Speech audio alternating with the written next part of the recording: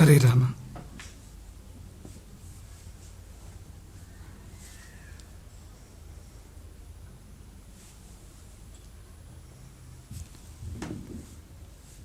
ತಪಸ್ಸಿನ ಫಲವೇನು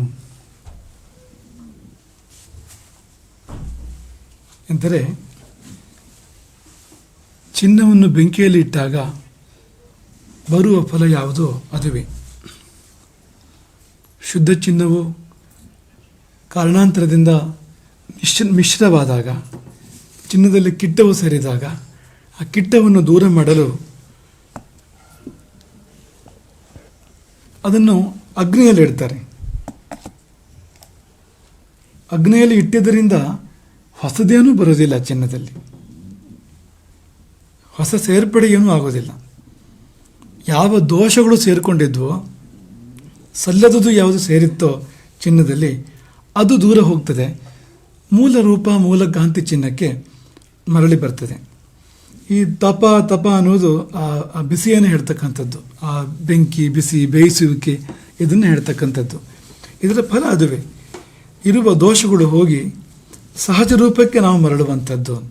ಹಾಗಾಗಿ ರತ್ನಾಕರ ತನ್ನ ಮೂಲ ರೂಪಕ್ಕೆ, ಸಹಜ ರೂಪಕ್ಕೆ ಮರಳಿದ ಹೊರತು ಹೊಸತೇನೂ ಬಂದ ಹಾಗೆ ಅಲ್ಲ. ಅದು ಹೇಳಿ ಕೇಳಿ ವರುಣನ 10ನೆಯ ತಲೆ, ವರುಣನ ಮಗ ಭೃಗು, ಭೃಗುವಿನಿಂದ 9ನೆಯ ತಲೆ, ಭೃಗು ಅಂಶದ ಕುಡಿಯದು.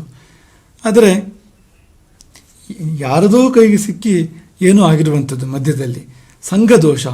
ಸಂಘದೋಷದಿಂದ ಬಂದ ದೋಷಗಳು ತೊಲಗಿ, ಸಂಘದೋಷದಿಂದ ಬಂದ ದೋಷಗಳು ಮೂಲ ದೋಷಗಳಲ್ಲವು, ಅವು ತೊಲಗಿ ಮೂಲ ಸ್ವರೂಪಕ್ಕೆ ರತ್ನಾಕರ ಮರಳುತ್ತಾನೆ. ಈ ಮೂಲ ಸ್ವರೂಪಕ್ಕೆ ಹಿಂದಿರುಗುವಂಥದ್ದು ಸೃಷ್ಟಿಯ ಸಕಲ ವಸ್ತುಗಳ, ವ್ಯಕ್ತಿಗಳ ಸ್ವಭಾವ. ಬಿಟ್ಟರೆ ಅದು ಮೂಲ ರೂಪಕ್ಕೆ ಹೋಗಿಯೇ ಹೋಗ್ತದೆ. ಅದು ಕಳೆದ ಬಾರಿ ಕಸಿಯ ಉದಾಹರಣೆಯನ್ನು ನಾವು ಕೊಟ್ಟಿದ್ವು. ಕಸಿ ಉಳಿಯೋಕ್ಕೆ ಸಾಧ್ಯ ಇಲ್ಲ ಅಂತ. ಪೀಳಿಗೆ ಮುಂದುವರೆದಾಗ ಮತ್ತೆ ಮೊದಲಿನ ಆ ಮೂಲ ಸಸ್ಯದ ರೂಪಕ್ಕೆ ಹೋಗ್ತದೆ ಹೊರತು ಈ ಕೃತ್ರಿಮವಾಗಿರ್ತಕ್ಕಂಥ ಕಸಿ ಉಳ್ಕೊಳ್ಳೋದಿಲ್ಲ, ತಾತ್ಕಾಲಿಕ ಮಾತ್ರ ಅಂತ. ಹಾಗೆ ಇನ್ನೊಂದು ದೃಷ್ಟಾಂತ, ಚಿಕ್ಕ ವಯಸ್ಸಿನಲ್ಲಿ ನಾವು ಅಮರ ಚಿತ್ರಕಥೆ ಅಂತದ್ರಲ್ಲಿ ನೋಡಿರ್ತಕ್ಕಂಥ ಒಂದು ದೃಷ್ಟಾಂತ. ಅದೇನಂತಂದರೆ, ಒಬ್ಬ ಮಹಾನುಭಾವನಾದ ಋಷಿ, ಮಹಾಪ್ರಭಾವಶಾಲಿ ತಪಸ್ವಿಯಾಗಿರ್ತಕ್ಕಂಥ ಒಬ್ಬ ಋಷಿ, ಆತ ಒಮ್ಮೆ ಎಂದಿನಂತೆ ಸ್ನಾನಕ್ಕೆ ಅಂತ ನದಿಗೆ ಹೋದಾಗ, ನದಿಯಲ್ಲಿ ಆತನ ಬೊಗಸೆಯಲ್ಲಿ ಒಂದು ಇಲಿ ಸಿಕ್ತು. ಇಲಿ ಮುಳುಗಿ ಹೋಗ್ತಾ ಇತ್ತದು. ಮುಳುಗಿ ಹೋಗುವ ಇಲಿಯ ಮರಿಯನ್ನು ಋಷಿ ಎತ್ತಿ ದಡಕ್ಕೆ ಹಾಕಿ ಬಿಡಲಿಕ್ಕೆ ಮನಸ್ಸು ಬರಲಿಲ್ಲ. ಯಾಕೆಂದರೆ ಇನ್ನೇನೋ ಬರ್ತದೆ ತಿನ್ನಲಿಕ್ಕೆ ಅದನ್ನೀಗ ಅಂತ. ಸಣ್ಣದು ಇಲಿ ಮರಿ, ಇಲಿ ಅಂದರೆ ಸಣ್ಣದಲ್ವಾ, ಇಲಿ ಮರಿ ಅಂದರೆ ಇದು ಮತ್ತು ಚಿಕ್ಕದದು. ಹಾಗಾಗಿ ಅದು ಸುಲಭವಾಗಿ ಕ್ರೂರ ಪ್ರಾಣಿಗಳಿಗೆ ಅಥವಾ ತಿನ್ನುವಂಥ ಪ್ರಾಣಿಗಳಿಗೆ ತುತ್ತಾಗಬಾರದು ಎನ್ನುವ ಕಾರಣಕ್ಕೆ ಆಶ್ರಮಕ್ಕೆ ಇಲಿಮರಿಯನ್ನು ತೆಗೆದುಕೊಂಡು ಬಂದನಂತೆ. ಆಶ್ರಮಕ್ಕೆ ಜಿಂಕೆ ತಂದಿದ್ದಲ್ಲ, ಬೆಕ್ಕು ತಂದಿದ್ದಲ್ಲ, ಹಸು ತಂದಿದ್ದಲ್ಲ, ನೋಡಿ ಇಲಿಮರಿಯನ್ನು ತಂದಿದ್ದು. ಒಂದು ಹೊಸ ವರಸೆ ಇದು. ಕರುಣೆ ಕಾರಣ, ಬೇರೆ ಏನೂ ಅಲ್ಲ. ಆಶ್ರಮದಲ್ಲಿ ಇಲಿಮರಿ ಸಾಕೋದು ಹೇಗೆ? ಅದು ಕಷ್ಟ ಅನ್ನೋ ಅಭಿಪ್ರಾಯ ಬಂದಾಗ ಋಷಿಗೆ ತುಂಬ ಪ್ರಭಾವ ಇದ್ದಿದ್ದರಿಂದ, ಹಾಗಿದ್ರೆ ಹೀಗೆ ಮಾಡೋಣ, ಮನುಷ್ಯ ರೂಪಕ್ಕೆ ತಂದುಬಿಡೋಣ, ಅದನ್ನು ಮನುಷ್ಯನನ್ನಾಗಿ ಮಾಡಿಬಿಡೋಣ ಆ ಇಲಿಮರಿಯನ್ನು. ಆಗ ಸಾಕುವುದು, ಬೆಳೆಸುವುದು ಎಲ್ಲ ಸುಲಭ ಆಗ್ತದೆ, ರಕ್ಷಣೆ ಎಲ್ಲವೂ ಸುಲಭ ಆಗ್ತದೆ ಅಂತ. ಹಾಗೆ ಅದನ್ನು ಮನುಷ್ಯ ರೂಪಕ್ಕೆ ತಂದಾಗ ಆ ಇಲಿಮರಿ ಹೆಣ್ಣು ಮಗುವಾಯಿತು. ಹೆಣ್ಣು ಇಲಿಮರಿಯಾಗಿತ್ತದು. ಹಾಗಾಗಿ ಹೆಣ್ಣು ಮಗುವಾಗಿ ಪರಿವರ್ತನೆ ಹೊಂದಿದಂತೆ ಬಹಳ ಪ್ರೀತಿಯಿಂದ ಆ ಮಗುವನ್ನು ಬೆಳೆಸ್ತಾನೆ ಮುನಿ. ಆಶ್ರಮದಲ್ಲಿ ಆಶ್ರಯ ಕೊಟ್ಟು, ಕಾಲಕ್ಕೆ ಬೇಕಾದ ಸಂಸ್ಕಾರಗಳನ್ನು ಕೊಟ್ಟು, ಅನ್ನ ಆಹಾರಗಳನ್ನು ಉಚಿತವಾಗಿ ಕೊಟ್ಟು ಆ ಮಗುವನ್ನು ಬೆಳೆಸಿದಾಗ ಆಕೆ ಬೆಳೆದು ದೊಡ್ಡವಳಾಗ್ತಾಳೆ. ಯಾರು? ಮೂಷಕ ಕನ್ಯೆ. ನಿಜವಾಗಿ ಮೂಷಕ, ಸದ್ಯಕ್ಕೆ ಕನ್ಯೆ. ಅವಳಲ್ಲಿ ಬಹಳ ಪ್ರೀತಿ ಮುನಿಗೆ. ಯಾಕೆಂದರೆ ಹಾಗೆ ಅಲ್ವಾ, ಅದು ಹೆತ್ತವರಿಗೆ ಹೆಗ್ಗಣ ಮುದ್ದು ಅಂತ ಹೇಳ್ತಾರೆ. ಇದು ಅದೇ ಸರಿಯಾಗಿ ಅನ್ವಯ ಆಗುವಂಥದ್ದು ಇಲ್ಲಿ ಅಂತ. ಅದನ್ನು ಬೆಳೆಸಿದ ಒಂದು ಪಾಶದಿಂದಾಗಿ ಬಹಳ ಪ್ರೀತಿ ಬೆಳೆಯಿತು ಮಗುವಿನಲ್ಲಿ. ಬೆಳೆದು ದೊಡ್ಡವಳಾಗಿದ್ದಾಳೆ, ಪ್ರಾಯ ಸಮರ್ಥಳಾಗಿದ್ದಾಳೆ. ಇನ್ನು ಮದುವೆ ಮಾಡಬೇಕು. ಮಗುವಿಗೆ. ಋಷಿಯ ಮನಸ್ಸು ಏನು ಅಂದರೆ ಅತ್ಯಂತ ಪ್ರಭಾವಶಾಲಿಯಾದವನಿಗೆ ಕೊಡಬೇಕು ತನ್ನ ಮಗಳನ್ನು, ಯಾರ್ಯಾರಿಗೂ ಕೊಡುವುದಲ್ಲ. ತಾನೂ ಪ್ರಭಾವಶಾಲಿಯೇ ಅಲ್ವಾ? ಅಲ್ಲಿದ್ದರೆ ಒಂದು ಇಲಿ ಮರಿಯನ್ನು ಹೆಣ್ಣು ಮಗುವನ್ನಾಗಿ ಪರಿವರ್ತನೆ ಮಾಡಬೇಕಾದ್ರೆ ಪ್ರಭಾವಶಾಲಿ ಅಲ್ಲದೆ ಬೇರೆನೇನು ಹೇಳಿ. ಹಾಗಾಗಿ ಅಂತಹ ಪ್ರಭಾವಶಾಲಿಗೆ ತಾನು ಕೊಡಬೇಕು ತನ್ನ ಮಗುವನ್ನು ಅಂತ ಋಷಿಯ ಮನಸ್ಸು. ಯಾರಾಗ್ಬೋದು ಅಂತ ಯೋಚನೆ ಮಾಡಿದಾಗ ಸೂರ್ಯ ಮನಸ್ಸಿಗೆ ಬರ್ತಾನೆ. ಯಾಕೆಂದರೆ ತುಂಬ ಪ್ರಭಾವಶಾಲಿ. ಪ್ರಭಾವ ಎಷ್ಟು ಅಂದರೆ ಈ ಗ್ರಹಗಳು ಅವನು ಸುತ್ತುವಷ್ಟು, ಇಂತಿಂಥ ದೊಡ್ಡ ದೊಡ್ಡ ಗ್ರಹಗಳು ಅಷ್ಟೆಷ್ಟು ದೂರದಲ್ಲಿ ಈ ಸೂರ್ಯನ ಅಂಕೆಗಳು ಸುತ್ತುತ್ತವೆ ನೋಡಿ. ಅವನ ಬೆಳಕಿನಿಂದಾಗಿ ಇಲ್ಲಿ ಉದಯಾಸ್ತಗಳಾಗ್ತವೆ ಭೂಮಿ ಅಂತ ಗ್ರಹದಲ್ಲಿ. ಆ ಬೆಳಕಿನಿಂದ ಸಸ್ಯಗಳು ಬೆಳೀತವೆ, ಪ್ರಾಣಿಗಳು ಬೆಳೀತವೆ. ಪ್ರಭಾವಶಾಲಿಯಲ್ಲದೆ ಬೇರೆನೇನು. ಹಾಗಾಗಿ ತನ್ನ ಮಗಳಿಗೆ ಸೂರ್ಯನನ್ನು ತೋರಿಸ್ತಾನೆ ಮುನಿ. ಇವನಾಗಬಹುದಾ ಅಂತ ಆಕೆಗೆ ಸಮಾಧಾನ ಆಗಲಿಲ್ಲ. ಆಕೆ ಸೂರ್ಯನನ್ನೇ ಕೇಳ್ತಾಳೆ, ನೀನು ಪ್ರಭಾವಶಾಲಿ ಹೌದು, ಆದರೆ ನಿನಗಿಂತಲೂ ಪ್ರಭಾವಶಾಲಿಯಾದವರು ಯಾರಾದರೂ ಇದ್ದಾರಾ ಅಂತ ಕೇಳಿದಾಗ ಒಂದು ಕ್ಷಣ ಯೋಚನೆ ಮಾಡಿ ಸೂರ್ಯ ನಸುನಕ್ಕು ಹೇಳಿದಂತೆ, ಮೋಡ ನನ್ನನ್ನು ಕೂಡ ಮರೆ ಮಾಡ್ತದೆ ಅಲ್ವಾ, ನನ್ನ ಬೆಳಕು ನಾನೇ ವಿಶೇಷ, ಮೋಡ ನನ್ನನ್ನು ಮರೆ ಮಾಡ್ತದೆ, ಹಾಗಾಗಿ ನೀನು ಮೋಡದ ಬಳಿ ಹೋಗೋದು ಒಳ್ಳೆಯದು ಅಂತ ಮಗಳನ್ನು ಮೋಡದ ಬಳಿಗೆ ಕರೆದೊಯ್ತಾನೆ ಮಹರ್ಷಿ. ಮೋಡವನ್ನು ನೋಡಿ ಏನೂ ಖುಷಿಯಾಗಲಿಲ್ಲ ಹುಡುಗಿಗೆ. ನೇರವಾಗಿ ಮೋಡವನ್ನೇ ಕೇಳ್ತಾಳೆ, ನಿನಗಿಂತ ಪ್ರಭಾವಶಾಲಿ, ನಿನಗಿಂತ ಶಕ್ತಿಶಾಲಿ ಇರೋರು ಯಾರಾದರೂ ಹೇಳು. ಅದಕ್ಕೆ ಮೋಡ ಹೇಳ್ತಂತೆ ಪ್ರಾಮಾಣಿಕವಾಗಿ, ನಾನು ಸೂರ್ಯನ ಬೆಳಕನ್ನೇ ಮರೆ ಮಾಡೋದೆಲ್ಲ ಹೌದು, ಆದರೆ ಈ ಗಾಳಿ ಅದು ನನ್ನನ್ನು ಎಲ್ಲಿಗೋ ಹೊತ್ತೊಯ್ದು ಬಿಡ್ತದೆ. ಗಾಳಿ ಮುಂದೆ ನಾನು ಏನಲ್ಲ. ಸರಿ, ವಾಯುವಿನ ಬಳಿ ಮಗಳನ್ನು ಕರ್ಕೊಂಡು ಹೋಗ್ತಾನೆ ಋಷಿ. ಇವನಾಗಬಹುದಾ ಅಂತ ಸಮಾಧಾನ ಇಲ್ಲ. ವಾಯುವಿನಲ್ಲಿ ಪ್ರಶ್ನೆ ಕೇಳ್ತಾಳೆ ಕನ್ಯೆ, ನಿನಗಿಂತ ಬಲವಂತರು ಯಾರು? ವಾಯು ಹೇಳಿದಂತೆ, ನಾನು ಬೀಸಿದರೆ ವೃಕ್ಷಗಳು ಬುಡಮೇಲಾಗ್ತವೆ, ಅದರಲ್ಲಿ ಎರಡು ಮಾತಿಲ್ಲ. ಆದರೆ ಪರ್ವತ ಮಾತ್ರ ಅಲ್ಲಾಡೋದೇ ಇಲ್ಲ. ಹಾಗಾಗಿ ಪರ್ವತದ ಸತ್ವ ಸಾಮರ್ಥ್ಯಗಳು ನನಗಿಂತ ಹೆಚ್ಚು. ಯಾಕೆಂದರೆ ನಾನು ಎಷ್ಟು ಪ್ರಬಲವಾಗಿ ಬೀಸಿದರೂ ಕೂಡ ಅದು ವಿಚಲಿತವಾಗೋದಿಲ್ಲ. ಪರ್ವತ ಶ್ರೇಷ್ಠ. ಪರ್ವತವನ್ನು ನೋಡ್ತಾಳೆ ಕನ್ಯೆ. ಏನೇನೋ ಅವಳಿಗೆ ಒಪ್ಪಿಗೆ ಆಗಲಿಲ್ಲ. ಪರ್ವತದ ರೂಪ, ಆಕಾರ ಯಾವ ಕನ್ಯೆಗೆ ಒಪ್ಪಿಗೆ ಆಯ್ತಿತ್ತು ಹೇಳಿ. ಅದು ಹಾಗಾಗಿ ಒಪ್ಪಿಗೆ ಆಗಲಿಲ್ಲ. ಪರ್ವತನನ್ನೇ ಕೇಳ್ತಾಳೆ, ನಿನಗಿಂತ ಸಮರ್ಥರು ಯಾರಾದರೂ ಇದ್ರೆ ಹೇಳು, ಆ ಕಡೆ ಹೋಗ್ತೇವೆ ನಾವು ಅಂತ. ಪರ್ವತವು ಬಹಳ ಪ್ರಾಮಾಣಿಕ, ಮನುಷ್ಯರು ಹಾಗಲ್ಲ ಇವೆಲ್ಲ. ಹಾಗಾಗಿ ಅದು ಹೇಳ್ತಂತೆ, ನನ್ನನ್ನು ವಾಯು ಏನು ಮಾಡಲಿಕ್ಕೂ ಸಾಧ್ಯ ಇಲ್ಲ. ಚಂಡಮಾರುತ ಬೇಸಿರೋದು ಕೂಡ ನಾನು ಅಲ್ಲಾಡೋದಿಲ್ಲ, ಆದರೆ ಇಲಿ ಕೊರೆದು ಬಿಡ್ತದೆ ನನ್ನನ್ನು. ನೋಡಿ, ಚಂಡಮಾರುತದಿಂದ ಆಗದೇ ಇರುವಂಥದ್ದು ಇಲಿಯಿಂದ ಆಗ್ತದೆ ಅಂತ ಆಯಿತು. ಬಹು ಸುಲಭವಾಗಿ ಕೊರೆದು ಬಿಡ್ತದೆ ಇಲಿ ನನ್ನನ್ನು. ಹಾಗಾಗಿ ಇಲಿ ನಾನು ಒಪ್ಕೊಳ್ತೇನೆ, ನನಗಿಂತಲೂ ಒಂದು ಕೈ ಮೇಲು ಅಂತ. ಸರಿ, ಇಲಿಯ ಬಳಿ ಕರ್ಕೊಂಡು ಹೋಗ್ತಾನೆ ಮುನಿ. ಇಲಿಗಳ ರಾಜ ಇರ್ಬೋದು, ರಾಜನೋ ಯುವರಾಜನೋ ಏನೊಂದು ಇರ್ಬೋದು ಅಂತ ಅಂದ್ಕೊಳ್ಳಿ ನೀವು. ಅಲ್ಲಿ ಕರ್ಕೊಂಡು ಹೋಗ್ತಾನೆ. ಆತನನ್ನು ನೋಡಿದ ಕೂಡಲೇ ಈ ಕನ್ಯೆಯ ಮುಖದಲ್ಲಿ ಮಿಂಚು. ಆ ಪ್ರಶ್ನೆ ಕೇಳಲಿಲ್ಲವಂತೆ. ಆ ಪ್ರಶ್ನೆಯನ್ನು, ನಿನಗಿಂತ ಪ್ರಭಾವಶಾಲಿ ಯಾರು ಅನ್ನೋ ಪ್ರಶ್ನೆಯನ್ನು ಅಲ್ಲಿ ಕೇಳಿದ್ದೇವೆ. ಸೂರ್ಯನ ಬಳಿ ಕೇಳಿದಾಳೆ, ವಾಯುವಿನ ಬಳಿ ಕೇಳಿದಾಳೆ, ಪರ್ವತದ ಬಳಿ, ಮೋಡದ ಬಳಿ ಕೇಳಿದಾಳೆ. ಆದರೆ ಇಲಿಯನ್ನು ಕಂಡಾಗ ಇನ್ನೂ ಯಾರಾದರೂ ಪ್ರಭಾವಶಾಲಿ ಇರಬಹುದು ಅಂತ ಅನಿಸಲೇ ಇಲ್ಲ ಆಕೆಗೆ. ಇದಕ್ಕಿಂತ ಪ್ರಭಾವಶಾಲಿ ಯಾರುಂಟು ಮತ್ತು ತನಗೆ ಇವನಿಗಿಂತ ಸೂಕ್ತ ಬೇರೆ ಯಾರೂ ಇಲ್ಲ ಅಂತ ಅನಿಸ್ಬಿಡ್ತು. ಹಾಗಾಗಿ ಆ ಪ್ರಶ್ನೆ ಕೇಳಿದರೆ ಬೆಕ್ಕಿನ ಬಳಿ ಹೋಗಬೇಕಾಗಿತ್ತು. ಆದರೆ ಆ ಪ್ರಶ್ನೆ ಬರದೇ ಇದ್ದಿದ್ದರಿಂದ ಅಲ್ಲಿಗೆ ಮುಗೀತದು ಅಂತ. ಅದೇನೋ ಅದಮ್ಯ ಸೆಳೆತವಂತೆ, ಆದರೆ ಇವನೇ ಆದಿತ್ತು ಅನ್ನೋ ಭಾವವಂತೆ ಆಕೆಗೆ. ಹಾಗಾಗಿ ಮುನಿ ಅನ್ಯ ಮಾರ್ಗವಿಲ್ಲದೆ ಆ ಹೆಣ್ಣು ಮಗಳನ್ನು ಮತ್ತೆ ಇಲಿಯಾಗಿ ಪರಿವರ್ತನೆ ಮಾಡಿ ಮೂಲ ರೂಪ ಮದುವೆ ಮಾಡಿಕೊಟ್ಟ. ಅದು ಮದುವೆ ಹೇಗಾಯಿತು, ದಿಬ್ಬಣ ಹೇಗೆ ಹೋಯಿತು ಅಂತೆಲ್ಲ ಕೇಳಬೇಡಿ, ಯಾಕೆಂದರೆ ಆ ಸ್ವರೂಪ ಸ್ವಭಾವಗಳೇ ಬೇರೆ ಇದೆ. ಮುನಿಗೆ ಅರ್ಥವಾದ ಸತ್ಯ ಏನು ಅಂದರೆ, ಎಷ್ಟಂದರೂ ವ್ಯಕ್ತಿ, ವಸ್ತು, ಪ್ರಾಣಿ, ಪಕ್ಷಿ ಇವೆಲ್ಲವೂ ಕೂಡ ತಮ್ಮ ಮೂಲ ರೂಪವನ್ನು ಬಿಟ್ಟು ಹೋಗೋದಿಲ್ಲ. ನಮ್ಮ ಪ್ರಯತ್ನಗಳು ವ್ಯರ್ಥ. ಮೂಲ ರೂಪಕ್ಕೆ ಹೊರತಾದ ಪ್ರಯತ್ನಗಳು, ಮೂಲ ರೂಪಕ್ಕೆ ಕೊಂಡೊಯ್ಯುವ ಪ್ರಯತ್ನಗಳು ಸಾರ್ಥಕ, ಆದರೆ ಬೇರೆ ಪ್ರಯತ್ನಗಳು ವ್ಯರ್ಥ ಎಂಬುದಾಗಿ ಒಂದು ಸಾಕ್ಷಾತ್ಕಾರ, ಸತ್ಯ ಸಾಕ್ಷಾತ್ಕಾರ ಮುನಿಗೆ ಆ ಸಮಯದಲ್ಲಿ ಆಯಿತು. ಈ ಮೂಷಕ ರಾಜನೊಡನೆಗೆ ಬಹಳ ಕಾಲ ಸುಖವಾಗಿದ್ಲು. ಆಮೇಲೆ ಇಲ್ಲಿಗೆ ಆ ಕಥೆ ಮುಗೀತು. ಆದರೆ ನಮ್ಮೆಲ್ಲರ ಕಥೆಯನ್ನು ನಾವು ಆಲೋಚನೆ ಮಾಡಿದರೆ ಇದು ಎಲ್ಲ ವೇದಶಾಸ್ತ್ರ ಹೇಳೋದು ಪೂರ್ತಿ ಇದನ್ನೇ, ಮೂಲ ರೂಪಕ್ಕೆ ಹೋಗು, ಹೀಗೆ ಇರುವುದು ನೀನು ಮೂಲ ರೂಪ ಅಲ್ಲ, ಮೂಲ ರೂಪಕ್ಕೆ ಹೋಗು, ಅದಕ್ಕೆ ಪ್ರಯತ್ನ ಪಡು ಎಂಬುದಾಗಿ ಹೇಳ್ತಕ್ಕಂಥದ್ದಲ್ವಾ. ಈಗ ಒಂದು ಇಲಿ ತನ್ನ ಮೂಲ ರೂಪವನ್ನು ಬಿಡಲಿಲ್ಲ ಅಂತಾದರೆ ಮುನಿ ಅಗ್ನಿಶರ್ಮ ನಾವು ಆಲೋಚನೆ ಮಾಡಬೇಕು ಅಂತ. ನಾವು ಆಗಲೇ ಹೇಳಿದಾಗೆ ವರುಣನ 10ನೆಯ ತಲೆ, ವಾಲ್ಮೀಕಿಗಳೇ ರಾಮಾಯಣದಲ್ಲಿ ಉತ್ತರಕಾಂಡದಲ್ಲಿ ಹೇಳುವ ಹಾಗೆ ಪ್ರಜೇತ ಸೋಹಂ ದಶಮಃ ಪುತ್ರ, ವರುಣನ 10ನೆಯ ಮಗ ಅಂದರೆ 10ನೆಯ ತಲೆಮಾರು ನಾನು ಅಂತ. ಅಂಥವನು ವರುಣ ಅಂದರೆ ಏನು? ನೀರು. ನೀರು ಅಂದರೆ ಶುದ್ಧಿ, ಅದು ಅಶುದ್ಧವಾಗಲಿಕ್ಕಿಲ್ಲ. ಅದು ಒಂದು ವೇಳೆ ನೀರು ಬಿಸಿಯಾದರೂ ಅದು ತಣಿಯಲೇಬೇಕು ತಾನಷ್ಟಕ್ಕೆ.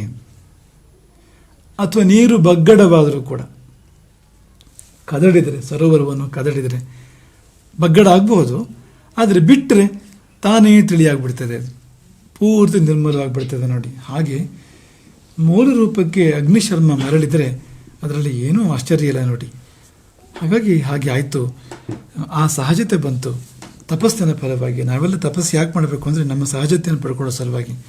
ನಮ್ಮ ಸಹಜತೆ ತುಂಬ ಚೆನ್ನಾಗಿದೆ, ಈಗ ಇರುವುದು ಚೆನ್ನಾಗಿಲ್ಲ. ಈಗ ತಲೆ ಕೆಳಗಾಗಿ ನಿಂತ್ಕೊ ಅಂದರೆ ಎಷ್ಟೊತ್ತು ನಿಂತ್ಕೋಬೋದು, ಎಷ್ಟೊತ್ತು ನಡಿಬೋದು ಹೇಳಿ. ಸುಖವಾಗಿ ಸ್ವಲ್ಪ ಹೊತ್ತು ನಿಂತ್ಕೋಬೋದು ಪ್ರಾಕ್ಟೀಸ್ ಇದ್ದರೆ, ಕೊನೆಗೂ ಕ್ಲೇಶವಾಯಿತು. ಒಂದು ಅರ್ಧ ಗಂಟೆ ನಮ್ಮನ್ನು ತಲೆ ಕೆಳಗಾಗಿ ನಿಲ್ಲಿಸಿದ ಮೇಲೆ ಈಗ ಸರಿ ನಿಂತ್ಕೋಬೋದು ಅಂದರೆ ಎಷ್ಟು ಸಮಾಧಾನ ಆಗುತ್ತೆ. ಒಂದು ಸರ್ತಿ ನಮ್ಮ ಕಾಲ ಮೇಲೆ ನಾವು ನಿಂತ್ಕೊಂಡಾಗ ಮುಕ್ತಿಯ ಸಣ್ಣ ಅನುಭವ ಬರ್ತದೆ ನೋಡಿ ಆಗ ಅಂತ. ಹಾಗಾಗಿ ಅಂಥದ್ದು ಅಂತ ಸಹಜತೆ ಬೇಕು ನಮಗೆ. ಅದು ತಪದಿಂದ ಬರುವಂಥದ್ದು, ತಪ್ಪಿಸಿ ದೋಷಗಳನ್ನು ಸುಟ್ಟು ಬರುವಂಥದ್ದು ಸಹಜತೆ. ಅದು ಬಂದಿದೆ ರತ್ನಾಕರನಿಗೆ. ಹಾಗಾಗಿ ವಾಲ್ಮೀಕಿ ಸಂಭವರಾಗಿ ರತ್ನಾಕರ ಪರಿವರ್ತನೆ ಆಗಿರ್ತಕ್ಕಂಥದ್ದು.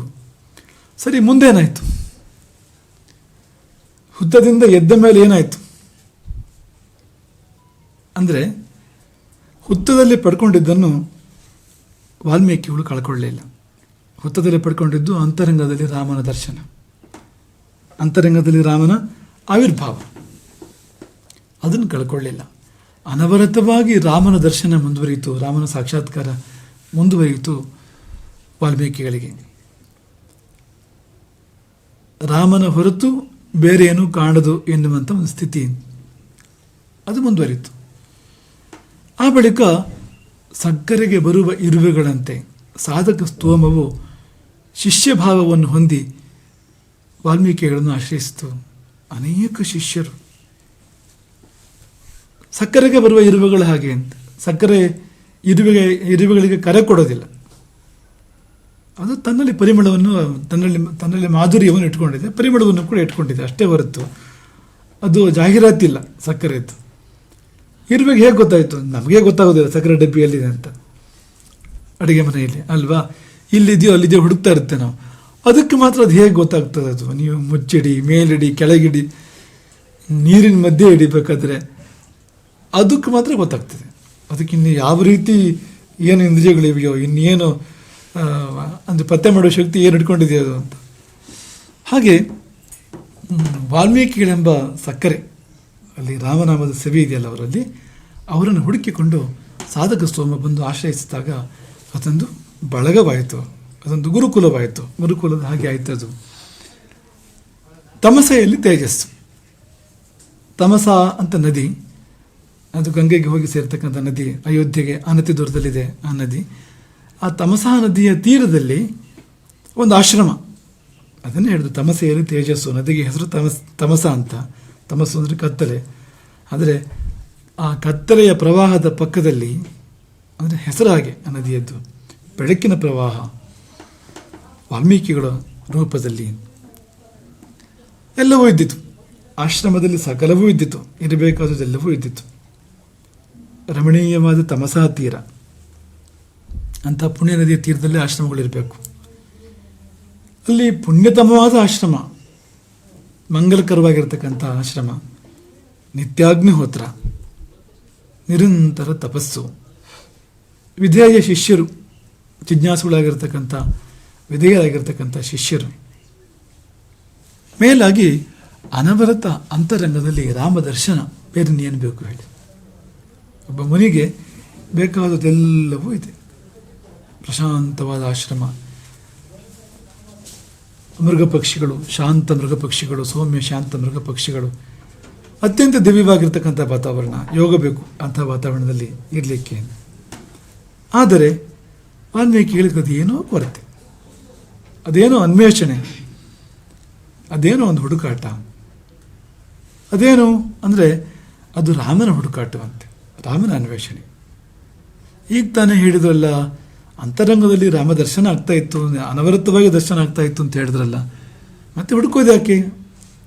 ಮನಸ್ಸಿನಲ್ಲಿ ರಾಮ ಇದ್ದಾನಲ್ಲ ಅಂತಂದರೆ ಒಂದು ವಿಚಿತ್ರವಾದ ಭಾವವಂತೆ ವಾಲ್ಮೀಕಿಗಳಿಗೆ. ತಾನು ಅಂತರಂಗದಲ್ಲಿ ಕಂಡ ಮೂರ್ತಿ ಬಹಿರಂಗದಲ್ಲಿ ಕೂಡ ಇರಬೇಕು, ಅದೇ ರೂಪ, ಆ ವ್ಯಕ್ತಿತ್ವ ಹೊರಗೂ ಇರಬೇಕು ಅಂತ.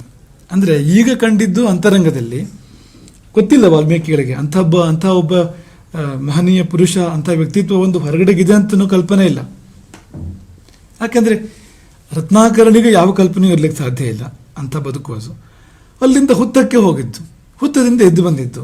ಹೊರಗಡೆ ಪ್ರಪಂಚದಲ್ಲಿ ಏನಾಗ್ತಾ ಇದೆ ಅನ್ನೋ ಕಲ್ಪನೆ, ಅಲ್ಲಿ ಯಾರಿದ್ದಾರೆ ಏನು, ಆ ಕಲ್ಪನೆಗಳಿಲ್ಲ ವಾಲ್ಮೀಕಿಗಳಿಗೆ. ಇದ್ದರೂ ಒಂದು ವೇಳೆ ಇಲ್ಲಿ ಅಂತರಂಗದಲ್ಲಿ ಕಾಣಿಸ್ಕೊಳ್ತಾ ಇರ್ತಕ್ಕಂಥ ರೂಪವೇ ಅಲ್ಲಿದೆ ಅನ್ನೋದಕ್ಕೆ ಯಾರು ಇಲ್ಲಿ ನೋಡಿ ಅಲ್ಲಿ ನೋಡಿ ಹೇಳೋ ಯಾರು?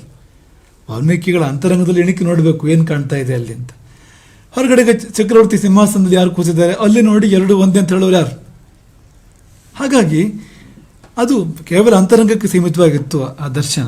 ಆದರೆ ವಾಲ್ಮೀಕಿಗಳ ಭಾವ ಹೇಳ್ತಾ ಇತ್ತು, ಇಂಥವ್ರು ಯಾರು ಇದ್ದಾರಾ ಅಂತ. ನಾನು ಏನನ್ನು ಯಾರನ್ನು ಕಾಣ್ತಾ ಇದ್ದೇನೋ ಅಂಥವರು ಹೊರಗಣ್ಣಿಗೆ ಗೋಚರವಾಗಿ, ಬಹಿರಂದ್ರಿಯಗಳಿಗೂ ಗೋಚರವಾಗುವಂತೆ ಇದ್ದಾರೋ ಎನ್ನುವ ಪ್ರಶ್ನೆ ಇರಬೇಕು ಎಂಬ ಭಾವ, ವಿಶ್ವಾಸ. ಒಂದು ರೀತಿ ಅಂತರಂಗ ಬಹಿರಂಗಗಳ ಆಟ ಇದು, ಹುಡುಕಾಟ. ಅಂತರಂಗದಲ್ಲಿ ಕಂಡಿದ್ದು ಹೊರಗೂ ಇರಬೇಕು ಅಂತ. ಹಾಗಾಗಿ ಹೇಗೆ ಮೊದಲು ಅಂತರಂಗದಲ್ಲಿ ರಾಮದರ್ಶನಕ್ಕಾಗಿ ಒಂದು ಹಾತೊರೆಯುವಿಕೆ, ಹುಡುಕಾಟ ಉಂಟಾಗಿತ್ತೋ, ಅದೇ ರೀತಿಯಲ್ಲಿ ಈ ಒಂದು ವ್ಯಕ್ತಿತ್ವವನ್ನು ತಾನು ಕಾಣಬೇಕು, ಅಂಥ ವ್ಯಕ್ತಿತ್ವ ಇರಬೇಕು ಈ ಪ್ರಪಂಚದಲ್ಲಿ. ಹಾಗಾಗಿ ಅದರ ಸಲುವಾಗಿ, ರಾಮನ ಬಹಿರಂಗ ರೂಪದ ದರ್ಶನದ ಸಲುವಾಗಿ ಒಂದು ಹಾತೊರೆಯುವಿಕೆ, ಒಂದು ಹುಡುಕಾಟ ಪ್ರಾರಂಭ ಆಯಿತು. ಅದು ಅದರಲ್ಲಿ ಅಂದರೆ ಆ ಭಾವ ಇದೆಯಲ್ಲ, ವಾಲ್ಮೀಕಿಗಳ ಭಾವ ನಮಗೊಂದು ದಾಸರ ಪದದಲ್ಲಿ ಸಿಕ್ತು. ದಾಸರ ಪದದ ಒಂದೆರಡು ಸಾಲಲ್ಲಿ ಈ ಭಾವಕ್ಕೆ ತುಂಬ ಹತ್ತಿರ ಇರತಕ್ಕಂಥ ವಿಷಯಗಳಿದೆ. ಆ ಹಾಡು ನಿಮಗೆ ಗೊತ್ತಿರ್ತಕ್ಕಂಥದ್ದೇ. ಹಾಗಾಗಿ ಒಮ್ಮೆ ಆ ಹಾಡನ್ನು ನಮ್ಮ ಪೂಜಾ ಪ್ರಿಯರ ಮೂಲಕ ಆ ಹಾಡನ್ನು ಕೇಳೋಣ. ಅಲ್ಲಿ ವಾಲ್ಮೀಕಿಗಳು ಎಲ್ಲಿ ಕಾಣ್ತಾರೆ ಆ ಹಾಡಲ್ಲಿ ಅನ್ನೋದನ್ನು ಆಮೇಲೆ ನೋಡೋಣ.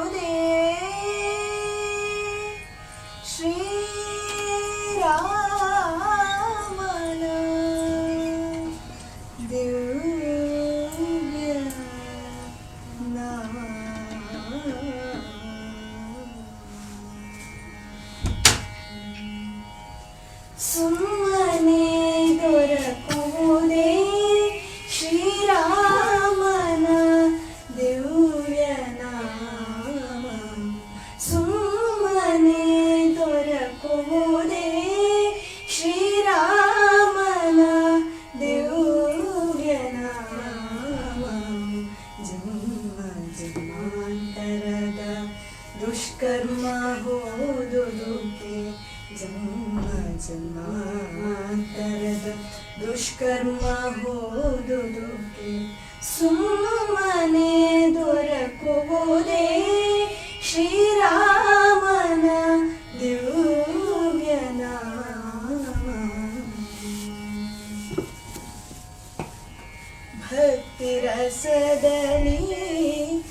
ಚಿತ್ತ ಪರವಶನಾಗಿ ಭಕ್ತಿ ರಸದಲ್ಲಿ ಚಿತ್ತ ಪರವಶನಾಗಿ ಅಚ್ಯುತನ ನಾಮವ ಬಚ್ಚಿಟ್ಟುಕೊಂಡವರಲ್ಲದೆ ಅಚ್ಯುತನ ನಾಮವ ಬಚ್ಚಿಟ್ಟುಕೊಂಡವರಲ್ಲದೆ ಸುಮ್ಮನೆ ದೊರಕುವುದೇ ಶ್ರೀರಾಮನ ದಿವ್ಯ ನಾಮ.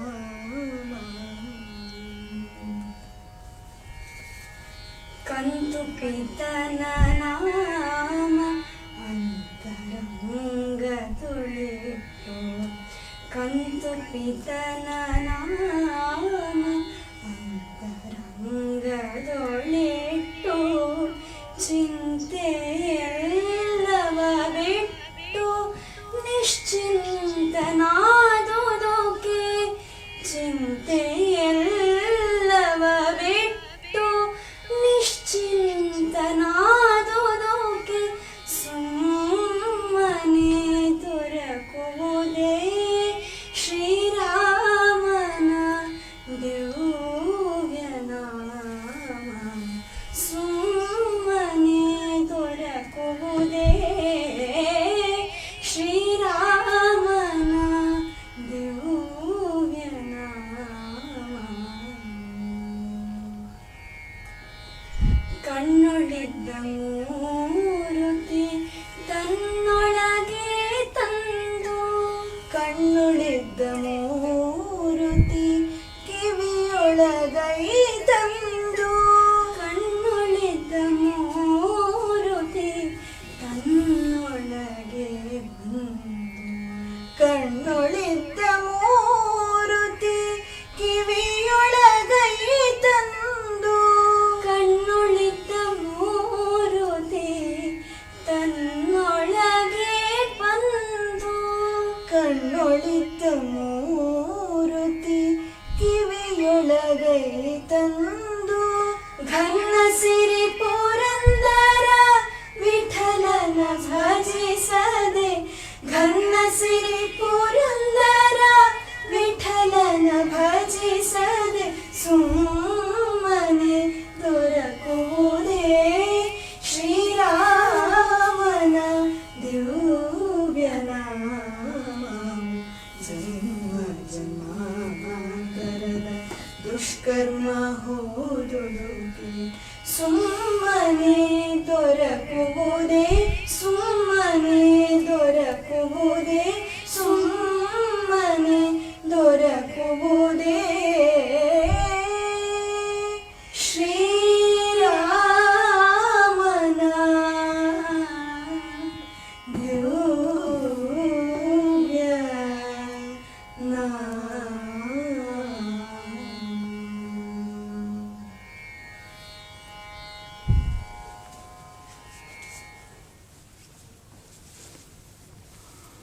ಸುಮ್ಮನೆ ದೊರಕಲಿಲ್ಲ ಶ್ರೀರಾಮನ ದಿವ್ಯನಾಮ ವಾಲ್ಮೀಕಿಗಳಿಗೆ. ಜನ್ಮ ಜನ್ಮಾಂತರದ ದುಷ್ಕರ್ಮಗಳನ್ನು ತೊಳೆದು ತೊಳೆದು ತೊಳೆದು ಆಮೇಲೆ ಆ ನಾಮ ವಾಲ್ಮೀಕಿಗಳಿಗೆ ದಕ್ಕಿದ್ದು. ಅಲ್ಲಿವರೆಗೆ ಮರವೇ ಅದು, ರಾಮ ಅಲ್ಲ. ಹಾಗಾಗಿ ಜನ್ಮ ಜನ್ಮಾಂತರದ ದುಷ್ಕರ್ಮ ಹೋಗದೆಲೆ ಸುಮ್ಮನೆ ದೊರಕುವುದೇ ಶ್ರೀರಾಮನ ದಿವ್ಯ ನಾಮವು ದೊರಕಿತು. ದೊರಕಿದ ಮೇಲೆ ಭಕ್ತಿ ರಸದಲ್ಲಿ ಚಿತ್ತ ಪರವಶನಾಗಿ ಅಚ್ಯುತನ ನಾಮವನ್ನು ಬಚ್ಚಿಟ್ಟುಕೊಂಡರು ವಾಲ್ಮೀಕಿಗಳು. ಅಚ್ಯುತನ ನಾಮವನ್ನು ಬಚ್ಚಿಟ್ಟುಕೊಳ್ಳೋದು ಏನು ಬಂತು? ತನ್ನನ್ನೇ ಹುತ್ತದೊಳಗೆ ಹುದುಗಿ ಹೋಗಲಿಲ್ವಾ? ಆ ನಾಮವಾಗಲಿ ಜಪಿಸ್ತಕ್ಕಂಥ ಮೂರ್ತಿಯಾಗಲಿ ಯಾವುದು ಹೊರ ಜಗತ್ತಿಗೆ ಪ್ರಕಟ ಅಲ್ಲ ಅಂತ ಆ ರೀತಿ ಬಚ್ಚಿಟ್ಟುಕೊಂಡಿರ್ತಕ್ಕಂಥ ಒಂದು ಸನ್ನಿವೇಶ. ಆಮೇಲೆ ಗಂತು ಪಿತನ ನಾಮ ಅಂತರಂಗದಲ್ಲಿಟ್ಟು ಚಿಂತೆ ಎಲ್ಲವ ಬಿಟ್ಟು ನಿಶ್ಚಿಂತನಾಗದೆಯೇ. ಆ ಮನೆ, ಮಡದಿ, ಮಕ್ಕಳು, ಸಂಸಾರ, ತನ್ನ ಗುಂಪು ಎಲ್ಲ ಚಿಂತೆಗಳನ್ನು ಬಿಟ್ಟು ನಿಶ್ಚಿಂತನಾಗಿ ಆ ಹುತ್ತದೊಳಗೆ ಕುಳಿತು ಜಪ ಮಾಡಲಿಲ್ವಾ? ರಾಮನಾಮವನ್ನು ಜಪಿಸಲಿಲ್ವಾ? ಎಷ್ಟು ಅದ್ಭುತ ನೋಡಿ. ಆ ನಿಶ್ಚಿಂತನಾಗದೆ ಅಂತ ಹಾಡಿದ್ದನ್ನು ಕೇಳಿರ್ಬೋದು ನೀವು. ಅದು ಭಾವಸಂಗೀತ. ಅದು ನಿಶ್ಚಿಂತ ಅನ್ಬೇಕಾದ್ರೆ ನಿಶ್ಚಿಂತೆ ಗೊತ್ತಾಗಬೇಕು. ಇಡೀ ಹಾಡು ಅದೇ ರೀತಿಯಲ್ಲಿದೆ. ಸುಮ್ಮನೆ ಒಂದು ಉದಾಹರಣೆ ಕೊಟ್ಟಿದ್ದು. ಈ ಹಾಡನ್ನು ನೀವು ಮರಳಿ ಕೇಳಿದರೆ ಆ ನಿಶ್ಚಿಂತನಾಗದೆ ಅನ್ಬೇಕಾದ್ರೆ ನಿಶ್ಚಿಂತ ಅನ್ನೋದನ್ನು ಹೇಗೆ ಹಾಡಲಾಯಿತು ಅಂತ ಗಮನಿಸಬೇಕು. ಒಂದು 4 ಸತಿ ಕೇಳಿಬಿಟ್ರೆ ನಮಗೂ ನಿಶ್ಚಿಂತೆ ಆಗಿಬಿಡ್ತದೆ. ಏನಾದರೂ ಚಿಂತೆ ಇದ್ರೂ ಕೂಡ ಹಿಡಿದು ಹೋಗಬೇಕು ಅದು ಅಂತ. ಅದು ಭಾವಸಂಗೀತದ ಒಂದು ಪ್ರಭಾವ. ಇನ್ನು ಮುಂದಿನ ಸಾಲು 2 ಪಾಠಾಂತರ ಇದೆ. ಅದರಲ್ಲಿ 2 ರೀತಿ ಹಾಡ್ತಾರೆ, ಅದನ್ನು 2-3 ರೀತಿ ಹಾಡ್ತಾರೆ. ಕಣ್ಣುಳಿದ್ದ ಮೂರುತಿ ತನ್ನೊಳಗೆ ಕಿವಿಯೊಳಗೈತಂದು, ಕಣ್ಣುಳಿದ್ದ ಮೂರ್ತಿ ಕಿವಿಯೊಳಗೈತಂದು. ನಾರದರ ಕಣ್ಣೊಳಗೆ ಇತ್ತು ಮೂರ್ತಿ. ಅದು ರಾಮನ ಮೂರ್ತಿ ನಾರದರ ಕಣ್ಣೊಳಗೆ ಇತ್ತು. ರಾಮ ಸಾಕ್ಷಾತ್ಕಾರ ಮಾಡಿಕೊಂಡವರು ವಾಲ್ಮೀಕಿಗಳು, ನಾರದರು. ಅವರ ಕಣ್ಮುಂದೆ ಸದಾ ಇತ್ತು ಆ ಮೂರ್ತಿ. ಅದು ರತ್ನಾಕರನ ಕಿವಿಯೊಳಗೈತಂದು. ನಾರದರ ಕಣ್ಣೊಳಗಿದ್ದ ಮೂರ್ತಿ ರತ್ನಾಕರನ ಕಿವಿಯೊಳಗೈತಂದು. ಹೇಗೆ ಅಂದರೆ ರಾಮನಾಮವಾಗಿ, ನಾಮದ ರೂಪದಲ್ಲಿ ಕಿವಿಯೊಳಗೆ ಬಂದು ಮಾಡಿದ ಪವಾಡ ಎಷ್ಟು ದೊಡ್ಡದು. ಹಾಗಾಗಿ ಕಣ್ಣೊಳಿದ್ದ ಮೂರ್ತಿ ಕಿವಿಯೊಳಗೈತಂದು. ಕಣ್ಣೊಳಿದ್ದ ಮೂರ್ತಿ ತನ್ನೊಳಗೆ ತಂದು, ತನ್ನೊಳಗೆ ಬಂತು ಅನ್ನೋ ಪಾಠ ಇನ್ನೊಂದು. ಅದನ್ನು ನಾವು ಹೀಗೆ ತಗೋಬೇಕು. ಈಗಿನ ಸನ್ನಿವೇಶ ಹೇಗೆ ಅಂದರೆ ಅದು ಹಳೆಯ ಸನ್ನಿವೇಶ ಆಯಿತು. ನಾರದರ ಕಣ್ಣುಳಿದ್ದ ಮೂರ್ತಿ ವಾಲ್ಮೀಕಿಗಳ ಕಿವಿಯೊಳಗೆ ಬಂದಿದ್ದು ಹಳೆಯ ಕಥೆ ಆಯಿತು. ಈಗಿನ ಕಥೆ ಹೇಗಿದೆ ಅಂದರೆ ತನ್ನೊಳಿದ್ದ ಮೂರ್ತಿ, ತನ್ನೊಳಗಿರ್ತಕ್ಕಂಥ ರಾಮನ ದಿವ್ಯ ಮೂರ್ತಿ, ದಿವ್ಯ ಮಂಗಲ ವಿಗ್ರಹ ಅದು ಕಣ್ಣೊಳಗೆ ಬರಬೇಕು ಅಂತ ಆಸೆ ಅವರಿಗೆ. ಹೊರಗಣ್ಣಿಗೆ ಕಾಣಬೇಕು ಅದು ಅಂತ. ಅಂತಶ್ಚಕ್ಷುವಿಂದ ಕಂಡಿದ್ದು ಬಾಹ್ಯ ಚಕ್ಷುವಿಗೆ ಕಾಣಬೇಕು, ಹೊರಗೂ ನೋಡಬೇಕು ಅನ್ನುವ ಆಸೆ ಈಗಿರ್ತಕ್ಕಂಥದ್ದು. ಹಾಗಾಗಿ ಈ ಹಾಡಿಗೂ ವಾಲ್ಮೀಕಿಗಳಿಗೂ ಬಹಳ ಸಂಬಂಧ ಅಂತ ಅನ್ಸಿದ್ದು ನಮಗೆ ಅಂತ. ಹಾಗಾಗಿ ಅಂಥದ್ದೊಂದು ಆಸೆ ಏರ್ಪಟ್ಟುಬಿಟ್ಟಿದೆ ವಾಲ್ಮೀಕಿಗಳಿಗೆ ಅಂತ. ಈಗ ಕೇಳ್ಬೋದು, ಒಳಗೇನದು ಒಳಗೆ, ಹೊರಗೇನದು ಹೊರಗೆ. ಅದೇನು ಒಳಗಿನದು ಹೊರಗಿರಬೇಕು, ಹೊರಗಿನದು ಒಳಗಿರಬೇಕು ಅಂದರೆ ಹಾಗೆ ಯಾಕೆ ನಿರೀಕ್ಷೆ ಮಾಡಬೇಕು ಅಂದರೆ, ಬಲ್ಲವರು ಹೇಳ್ತಾರೆ ಒಳಗೇನಿದೆಯೋ ಅದೆಲ್ಲವೂ ಹೊರಗಿದೆಯಂತೆ, ಹೊರಗೇನಿದೆಯೋ ಅದೆಲ್ಲವೂ ಒಳಗಿದೆಯಂತೆ. ಇದು ಸೃಷ್ಟಿಯ ಸಮಷ್ಟಿ ವ್ಯಷ್ಟಿ. ಅಂದರೆ ವ್ಯಕ್ತಿ ಇರೋದು ಮತ್ತು ಸೃಷ್ಟಿ ಇರೋದು ಹೇಗೆ ಅಂದರೆ, ನಮ್ಮೊಳಗೆ ಏನೆಲ್ಲ ಇದೆಯೋ ಎಲ್ಲವೂ ಹೊರಗಿದೆಯಂತೆ, ಹೊರಗೆ ಏನೆಲ್ಲ ಇದೆಯೋ ಎಲ್ಲವೂ ನಮ್ಮೊಳಗಿದೆಯಂತೆ.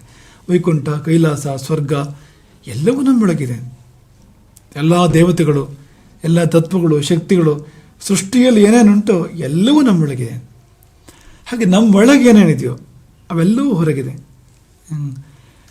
ಯಾವಾನೇಶ ಚಾಂದೋಗ್ಯ ಪರಿಷತ್ ಹೇಳುವ ಹಾಗೆ, ಹೊರಗೆಷ್ಟು ದೊಡ್ಡ ಆಕಾಶ ಇದೆಯೋ ತಾವಾನೇಶ ಅಂತರ್ಹೃದಯ ಆಕಾಶ, ಅಷ್ಟೇ ದೊಡ್ಡ ಆಕಾಶ ನಮ್ಮೊಳಗೂ ಇದೆ. ಅದನ್ನು ಪರಮವ್ಯೋಮ, ಪರಮಾಕಾಶ ಎಂಬುದಾಗಿ ಕರೀತಾರೆ. ಅದು ಆಕಾಶ, ಇದು ಪರಮಾಕಾಶ, ನಮ್ಮೊಳಗೆ ಇದೆ. ಚಿದಂಬರ, ನಮ್ಮೊಳಗೆ ಇದೆ ಇದು ಎಂಬುದಾಗಿ ಬಲ್ಲವರು ಹೇಳ್ತಾರೆ. ಹಾಗಾಗಿ ಏನು ಒಳಗಿದೆಯೋ ಅದೆಲ್ಲ ಹೊರಗಿದೆ, ಏನು ಹೊರಗಿದೆಯೋ ಅದೆಲ್ಲ ಒಳಗಿದೆ. ಒಳಗೆ ರಾಮನಿದ್ದಾನೆಂದರೆ ಹೊರಗೂ ಇರಬೇಕು. ಪಿಂಡಾಂಡ ಬ್ರಹ್ಮಾಂಡ ಅಂತ 2 ಶಬ್ದ ಬಳಸೋದುಂಟು ನಮ್ಮಲ್ಲಿ. ಪಿಂಡಾಂಡ ಮಿನಿಯೇಚರ್, ಬ್ರಹ್ಮಾಂಡದ ಮಿನಿಯೇಚರ್ ಪಿಂಡಾಂಡ.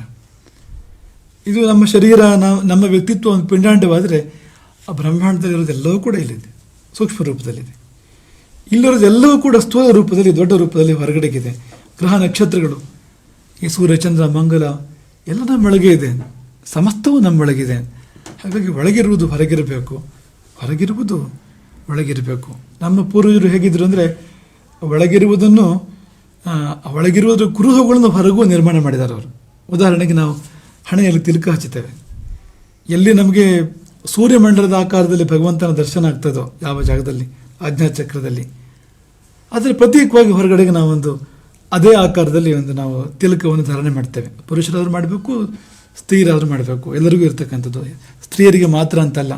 ಅದೇನು ಅಂತ. ಅಥವಾ ಎಳ್ಳು ತಿಲಕ ಅನ್ನೋ ಶಬ್ದ, ತಿಲಕ ಹಚ್ಚೋದು ಅಂತ. ತಿಲ ಅಂದರೆ ಎಳ್ಳು, ತಿಲಕ ಅಂದರೆ ಅದು ಎಳ್ಳಿನ ಆಕಾರದಲ್ಲಿ ನಾವು ಹಚ್ಚತಕ್ಕಂಥದ್ದು ಹಣೆಯಲ್ಲಿ ಅಂತ. ಅದೇ ಆಕಾರದಲ್ಲಿ ಒಳಗಡೆಗೆ ಭಗವಂತನ ದರ್ಶನ ಆಗೋದ್ರಿಂದ, ಯೋಗಿಗಳಿಗೆ, ಸಾಧಕರಿಗೆ ಭಗವಂತ ದರ್ಶನ ಕೊಡೋದ್ರಿಂದ ಅದರ ನೆನಪಿಗಾಗಿ ಅಲ್ಲೇ ಹೊರಗೆ ಆ ಆಕಾರದಲ್ಲಿ ನಾವು ಧಾರಣೆ ಮಾಡ್ತಕ್ಕಂಥದ್ದು. ಯಾರು ನಮ್ಮನ್ನು ನೋಡ್ತಾರೋ ಅವ್ರಿಗೆ ಆ ನೆನಪಾಗಲಿ. ಸಾಧಕರು ಒಟ್ಟಿಗೆ ಬದುಕ್ತಾ ಇದ್ದಲ್ಲ, ಋಷ್ಯಾಶ್ರಮಗಳೆಲ್ಲ ಒಟ್ಟೊಟ್ಟಿಗೆ ಇರ್ತಾ ಇದ್ವು. ಹಾಗಾಗಿ ಒಬ್ಬರನ್ನೊಬ್ಬರು ನೋಡಿದಾಗ ಮತ್ತೆ ಆ ಭಾವಕ್ಕೆ ಹೋಗಲಿಕ್ಕೆ ಅನುಕೂಲವಾಗುವಂತೆ, ಮತ್ತೆ ಆ ಸಾಧನೆಗೆ ಅಲ್ಲಿಗೆ ಕರ್ಕೊಂಡು ಹೋಗುವಂತೆ ಆ ರೀತಿಯಲ್ಲಿ ಕುರುಹುಗಳನ್ನು ಹೊರಗಡೆಗೆ ನಿರ್ಮಾಣ ಮಾಡ್ತಾಯಿದ್ರು. ಈಗ ನಾವು ಬಟ್ಟೆ ಉಡುವ ಕ್ರಮ, ಈ ನಮ್ಮ ಕಚ್ಚ ಪಂಚೆ ಇರ್ಬೋದು, ಉತ್ತರಿಯೇ ಇರ್ಬೋದು, ನಾವು ತೊಡುವ ಆಭರಣಗಳಿರ್ಬೋದು, ಎಲ್ಲವೂ ಒಳಗಿನ ಪ್ರಪಂಚದ ದೇವತೆಗಳ ದರ್ಶನದ ಕುರುಹುಗಳು ಹೊರಗಡೆಗೆ ತರಲ್ಪಟ್ಟಿರ್ತಕ್ಕಂಥದ್ದು ಅಂತ. ಯಾಕೆಂದರೆ ಒಳಗೆ ನೋಡಿ ಹೊರಗೆ ತಂದಿರತಕ್ಕಂಥದ್ದು ಇವೆಲ್ಲವನ್ನು ಕೂಡ ಹೊರಗೆ ನೋಡಿದಾಗ ಮತ್ತೆ ಪುನಃ ನಮ್ಮನ್ನು ಒಳಗೆ ಕರ್ಕೊಂಡು ಹೋಗ್ಲಿಕ್ಕೆ ಇರ್ತಕ್ಕಂಥದ್ದು, ಆ ಭಾವಕ್ಕೆ ನಮ್ಮನ್ನು ಒಯ್ಯಲಿಕ್ಕೆ ಇರ್ತಕ್ಕಂಥದ್ದು ಅಂತ. ಒಂದು ಸೇತುವೆ ಹಾಗೆ ಅಂತರಂಗ ಬಹಿರಂಗಗಳ ಮಧ್ಯೆ ಅಂತ. ಹಾಗಾಗಿ ಒಳಗೂ ಉಂಟು ಹೊರಗೂ ಉಂಟು ಅಂಥದ್ದು ಇರ್ತದೆ. ಇಲ್ಲಿದ್ರೆ ಈ ಪ್ರಶ್ನೆ ಬರ್ಬೋದು, ಸ್ವಪ್ನದಲ್ಲಿ ಕಂಡ ನಿಧಿ ಎಚ್ಚರದಲ್ಲಿ ಸಿಗ್ತದ ಅಂತ. ಆದರೆ ಮಲಗಿದಾಗ ಲಾಟ್ರಿ ಹೊಡೆದು ಬಿಟ್ಟಿದೆ ಸ್ವಪ್ನದಲ್ಲಿ ಅಂತ. 10 ಕೋಟಿ ಬಂದಿದೆ ಲಾಟ್ರಿಯಲ್ಲಿ. ಎದ್ದಾಗ ಲಾಟ್ರಿ ಟಿಕೆಟು ಇಲ್ಲ, 10 ಕೋಟಿ ಇಲ್ಲ, ಏನಿರ್ತದೆ ಹೇಳಿ? ಹೀಗೆ ಕೇಳ್ಬೋದು ಅಂತ. ಸ್ವಪ್ನದಲ್ಲಿ ಕಂಡ ನಿಧಿ ಎಚ್ಚರದಲ್ಲೂ ಉಂಟಾ, ಸ್ವಪ್ನಕ್ಕೆ ಅಂತ ಕೇಳ್ಬೋದು ಅಂತ. ಅಥವಾ ಅದೊಂದು ಅಜ್ಜಿ ಕಥೆ ನಾವು ಯಾವಾಗಲೂ ಹೇಳ್ತಾ ಇರ್ತೇವಲ್ಲ, ಅಜ್ಜಿ ಸೂಜಿ ಹುಡುಕ್ತಾ ಇದ್ಲು ಅಂಗಡದಲ್ಲಿ ಅಂತ. ಏನು ಹುಡುಕ್ತೀವಿ ಅಂದರೆ ಸೂಜಿ ಹುಡುಕ್ತಾ ಇದ್ದೇನೆ ಅಂತ. ಎಲ್ಲಿ ಕಳೆದೋಯ್ತು ಅಂದರೆ ಒಳಗಡೆ ಕಳೆದೋಗಿದೆ, ಅಡುಗೆ ಮನೆಯಲ್ಲಿ ಕಳೆದೋಗಿದೆ ಅದು. ಮತ್ತು ಅಂಗಡದಲ್ಲಿ ಯಾಕೆ ಹುಡುಕೋದು ಅಂದರೆ ಅಲ್ಲಿ ಅಡುಗೆ ಮನೆಯಲ್ಲಿ ಬೆಳಕಿಲ್ಲ, ಕತ್ಲೆ ಇದೆ. ಅಂಗಡದಲ್ಲಿ ಬೆಳಕಿದೆ, ಸಂಜೆ ಆಗ್ತಾ ಇದೆ, ಅಂಗಡದಲ್ಲಿ ಬೆಳಕಿದೆ. ಹಾಗಾಗಿ ಇಲ್ಲಿ ಹುಡುಕ್ತಾ ಇದ್ದೇನೆ ಅಂದರೆ ಆ ಸೂಜಿ ಅಜ್ಜಿಗೆ ಸಿಗಲಿಕ್ಕೆ ಸಾಧ್ಯತೆ ಇದೆಯಾ ಯಾವತ್ತಾದರೂ ಕೂಡ ಅಂತ. ಕಳೆದು ಹೋಗಿದ್ದು ಎಲ್ಲೋ ಅಲ್ಲಿ ಹುಡುಕ್ಬೇಕು ಹೊರತು ಬೆಳಕಿದೆ ಅಂತ ಅಂಗಡದಲ್ಲಿ ಬಂದು ಹುಡುಕಿದರೆ ಆ ಸೂಜಿ ಸಿಗೋಕ್ಕೆ ಸಾಧ್ಯ ಇದೆಯಾ? ಹಾಗಾಗಿ ಒಳಗೆ ಕಳೆದಿದ್ದನ್ನು ಒಳಗೆ ಹುಡುಕು, ಹೊರಗೆ ಕಳೆದಿದ್ದನ್ನು ಹೊರಗೆ ಹುಡುಕು ಅಂತೆಲ್ಲ ನಾವು ತರಬಹುದು ಈ ನಿಯಮಗಳನ್ನು. ಇಲ್ಲಿ ಯಾವುವು ಅನ್ವಯ ಆಗೋದಿಲ್ಲ. ಯಾಕೆ ಅಂದರೆ ಇಲ್ಲಿ ಆ ಮೂರ್ತಿ ಒಳಗೂ ಇದೆ ಹೊರಗೂ ಇದೆ. ಸುಮ್ಮನೆ ಬಂದಿಲ್ಲ ಆ ಕುತೂಹಲ ವಾಲ್ಮೀಕಿಗಳಿಗೆ, ಇದೇ ನಿಜವಾಗಿ ಅದು ಸೆಳೀತಾ ಇದೆ.